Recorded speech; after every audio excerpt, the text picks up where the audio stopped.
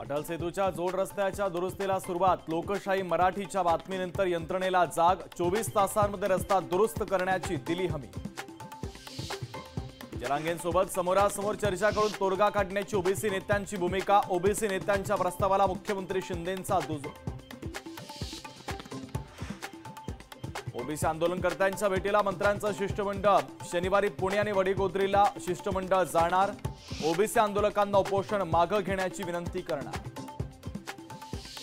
सगळे सोयऱ्यांच्या मागणीवर अधिवेशनामध्ये फैसला। ओबीसी प्रश्नावर मंत्रिमंडळ उपसमितीची घोषणा।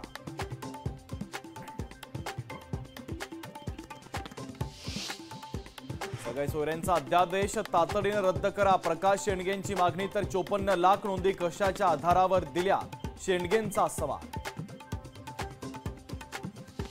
ओबीसी आरक्षणाला धक्का लागू नये, पंकजा मुंडेंची बैठकीत भूमिका। दबावाखाली दाखले दिले असल्यास चौकशी करण्याची मुंडेंची मागणी। जातीचा दाखला आधार कार्डला लिंक करावा। 8 ते 9 महिन्यांतल्या ओबीसी नोंदींबाबत श्वेतपत्रिका काढावी, लक्ष्मण हाकेंचं सरकारला निवेदन।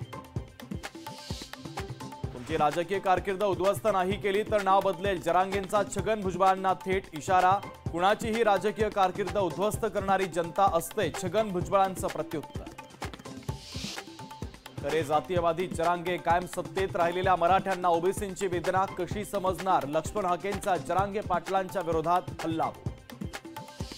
विशाल अग्रवालला 3 पैकी एका गुन्ह्यात जामीन मंजूर। पुणे सत्र न्यायालयाच्या वतीनं विशाल अग्रवालला जामीन।